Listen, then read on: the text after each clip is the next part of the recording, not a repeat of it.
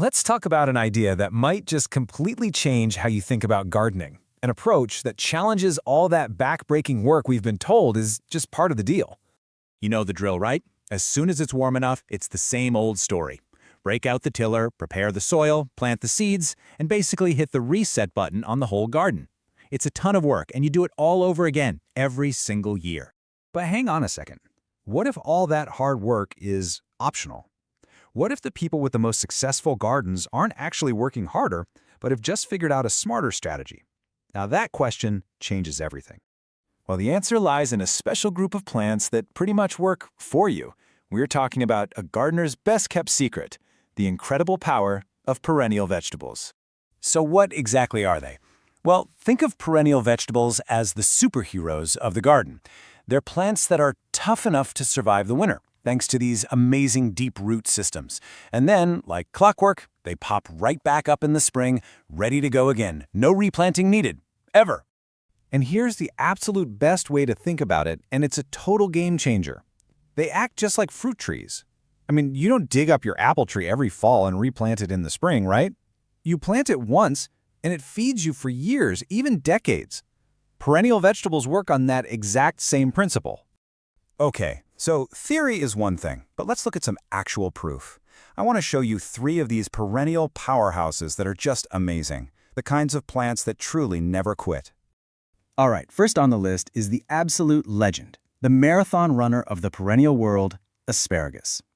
This is the plant that rewards your patience like almost nothing else you can grow. And get this, just look at that number, 25. We're talking about a quarter-century of delicious harvests from a single planting. That's not just a vegetable, that's a long-term investment in your food security. Okay, next up, we're going underground for this one. Meet the Jerusalem artichoke. This plant is the ultimate survivor, and it stores all its value right there in the soil. I mean, this thing is an absolute beast. It spreads all by itself, it could not care less about bad soil, and it comes back stronger every single year. It's a serious calorie crop that basically thrives on being ignored. Talk about low maintenance.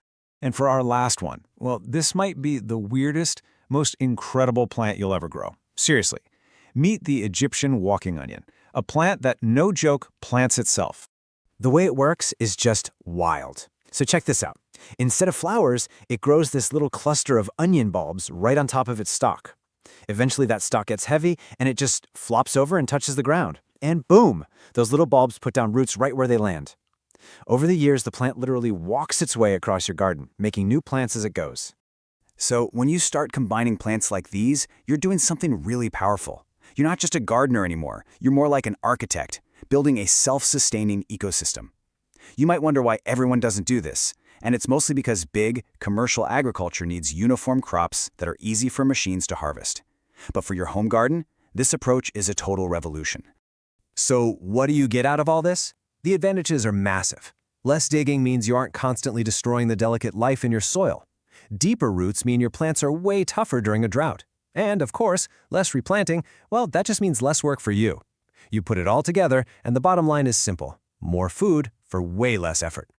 And this quote just nails it, doesn't it?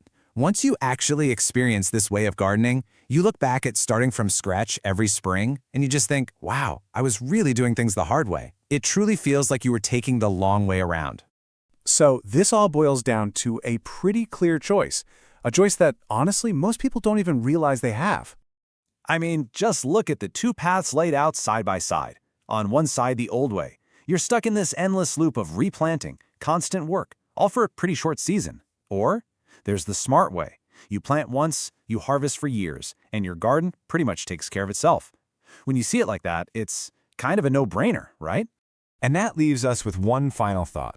A really simple question. Now that you know the secret, now that you know it's possible to have a garden that renews itself, why on earth would you ever choose to start from zero again?